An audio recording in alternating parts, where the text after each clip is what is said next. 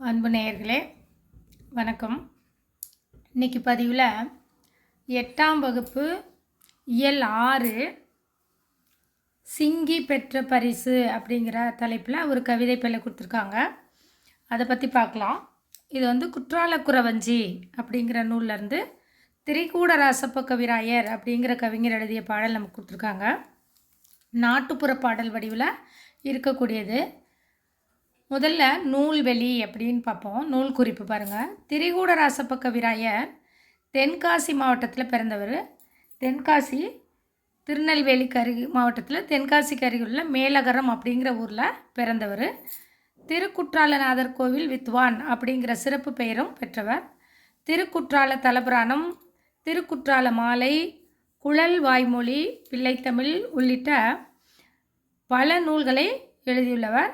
இவரது நூல்கள் திருக்குற்றால குறவஞ்சி, திரிகூட ராசப்ப கவிராயர் கவிதை, கிரீடம் அப்படின்னு சொல்லி போற்றப்படுகிறது. இந்த நூலிலிருந்து நமக்கு ஒரு பகுதி பாடமாக கொடுத்துருக்காங்க.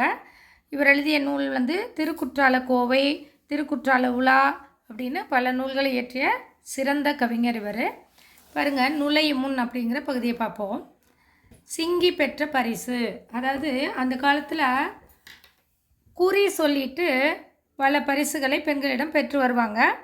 சிங்கன் சிங்கி, குறவன் குறத்தி அப்படின்னு சொல்கிறோம்ல, அது மாதிரி மலைப்பகுதியில் வாழக்கூடிய சிங்கன் சிங்கி அப்படின்னு 2 பேர் பேசிக்கிறாங்க மாதிரி பாட்டு. நாட்டுப்புற பாடல் வடிவில் அமைந்த இலக்கியம் குற்றால குறவஞ்சி. பல ஊர்களுக்கு சென்று குறி சொல்லி பரிசு பெற்று வருகிறாள் யார்? சிங்கி. அவள் பெற்று வந்த பரிசு பொருள்களையெல்லாம் கண்டு அப்படியே குழம்பி போகிறான் சிங்கன் தலைவன். அவன் வினவும் வேடிக்கையான வினாக்களையும் அதற்கு சிங்கி கூறுகின்ற விடைகளையும் வேடிக்கையாக இருக்கும். இதை பார்த்தா அவன் கேட்குறதெல்லாம் வித்தியாசமாக விலங்குகள் மாதிரி இருக்கே அப்படின்லாம் கேட்பான். அதுக்கு இது இந்தந்த நாட்டிலேருந்து நமக்கு நான் வாங்கி வந்த பரிசு, குறி சொல்லிவிட்டு வாங்கி வந்த பரிசு அப்படின்னு சொல்லி சொல்லுவாள்.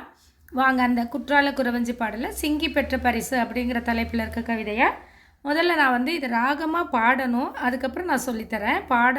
பாடலை இது ரொம்ப இனிமையாக இருக்கும் பாட. சிங்கன் சிங்கி.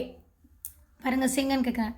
இத்தனை நாளாக என்னுடன் சொல்லாமல் எங்கே நடந்தாய் நீ சிங்கி, எங்கே நடந்தாய் நீ சிங்கி. கொத்தார் குழலார்க்கு வித்தாரமாக குறி சொல்ல போனேண்டா சிங்கா, குறி சொல்ல போனேண்டா சிங்கா.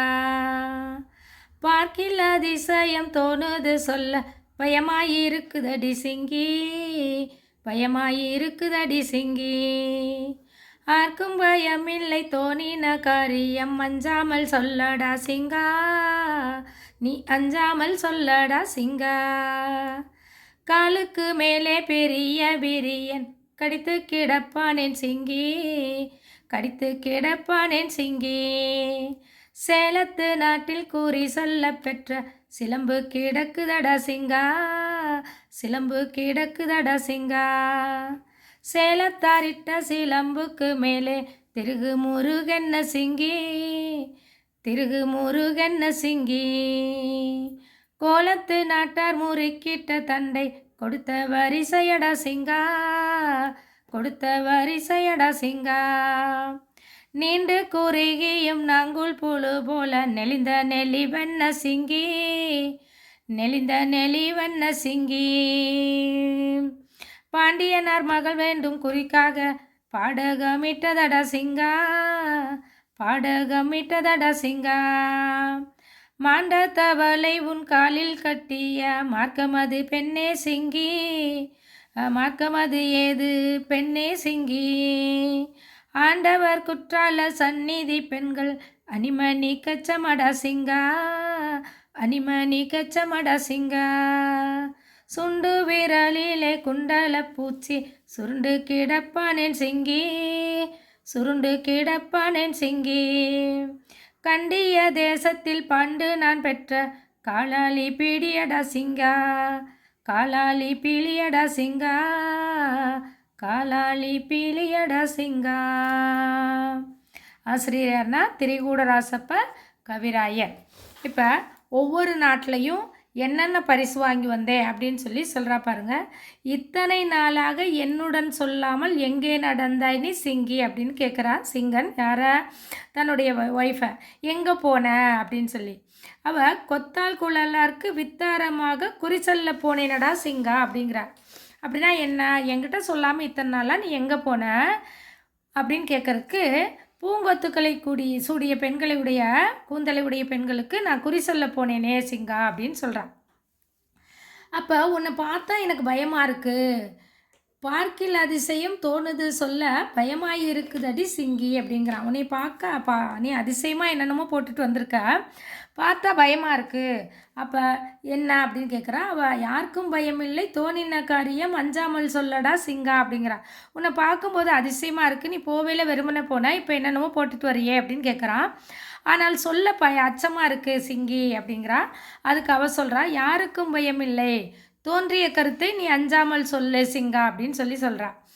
அப்புறம் கேட்குறா, என்ன காலுக்கு மேலே பெரிய விரியன் கடித்து கிடப்பானேன் சிங்கி அப்படிங்கிறா. அப்படின்னா அவன் காலுக்கு மேலே பெரிய கட்டுவிரியன் பாம்பு போல் கடித்து கிடக்குதே, அது என்ன அப்படின்னு கேட்குறா. அதுக்கு சேலத்து நாட்டில் குறி சொல்லி நான் பெற்ற பரிசு சிலம்பு, காலில் பெண்கள் அணியக்கூடிய கால் சிலம்பு அப்படின்னு சொல்கிறா. அடுத்தது, சேலத்தாரிட்ட சிலம்புக்கு மேலே திருகுமுருகன்ன சிங்கி அப்படிங்கிறான்.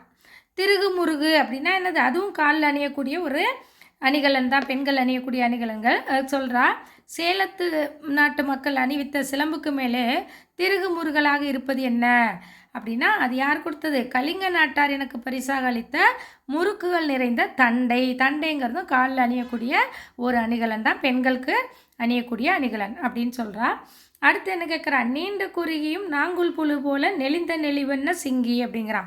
நீண்டு குறுகி அப்படியே மண்புழு போல் நெளிஞ்சு நெளிஞ்சு கிடக்குதே, அது என்னது உன் காலில் அப்படின்னு கேட்க, நான் குறி சொல்லப்போனதுக்கு யார், பாண்டியரின் மகள் பரிசாக வழங்கிய பாடகம் அப்படின்னு சொல்கிறான். அந்த பாடகம், கெச்சம், தண்டை, சிலம்பு இதெல்லாமே என்னது, பெண்கள் காலில் அணியக்கூடிய அணிகலன்களை குறிக்கக்கூடியது. அடுத்து என்ன கேட்குறா, மாண்ட தவளை உன் காலிலே கட்டிய மார்க்கமத ஏது பெண்ணே சிங்கி அப்படிங்கிறான். செத்து போன தவளை உன் காலில் கட்டியிருக்கியே, அது என்ன சிங்கி அப்படின்னு கேட்குறான்.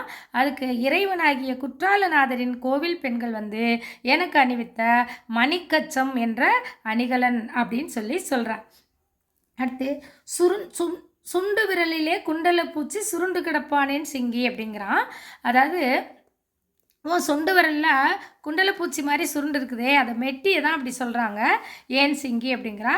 அப்போ கண்டிய நாட்டில் பரிசாக பெற்ற கால் மோதிரமும் பீலியும் அப்படின்னு சொல்கிறேன். அப்போ ஒவ்வொரு நாட்டிலையும் நான் குறி சொல்லறதுக்கு எனக்கு கிடைத்த பரிசுகள் தான் இதெல்லாம். என்னது, அதாவது சிலம்பு, பாடகம், கெச்சம், தண்டை இதெல்லாம் என்னது, காலில் பெண்கள் காலில் அணியக்கூடிய அணிகலன்கள். கோலத்து நாடு அப்படின்னா கலிங்க நாடு. நாங்கூல் புழு அப்படின்னா என்னது, மண்புழு. மாண்ட அப்படிங்கிறது இறந்த. பண்டு அப்படின்னா முன்னாடி, முன்பு. காலாளி அப்படின்னா என்னென்ன, கால் மோதிரம், அதாவது மெட்டி அப்படின்னு சொல்கிறோம். இப்போ புக்குக்கு பின்னாடி இருக்க மதிப்பீட்டு வினாக்கள் பாருங்கள். மனதில் தோன்றிய கருத்துக்களை எப்படி பேசணும், அஞ்சாமல் பேச வேண்டும். முறுக்குகள் நிறைந்த தண்டையை பரிசாக அளித்த நாடு எது அப்படின்னா கலிங்க நாடு. இந்த நாடு கலிங்க நாடு. பயமில்லை என்ற சொல்லை பிரித்து எழுதினால் என்னது, பயம் கூட்டல் இல்லை. கால் கூட்டல் ஆளி என்பதை சேர்த்து எழுதினால் என்ன சொல் கிடைக்கும், காலாளி, காலாளி.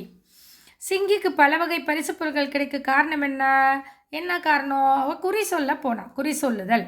பொறுத்துக்க பாருங்க, பாம்பு அப்படிங்கிறது இது சிலம்பு, மண்புழு அப்படிங்கிறது பாடகம், தவளை அப்படிங்கிறது மணிக்கச்சம், குண்டலப்பூச்சி கால் மோதிரத்தை குண்டலப்பூச்சி அப்படின்னு சொல்கிறாங்க. அப்போ சிங்கிக்கு பரிசாக கிடைத்த அணிகலன்கள் என்ன அப்படின்னா இதுலேருந்தே சொல்லலாம், பாடகம், மணிக்கச்சம்,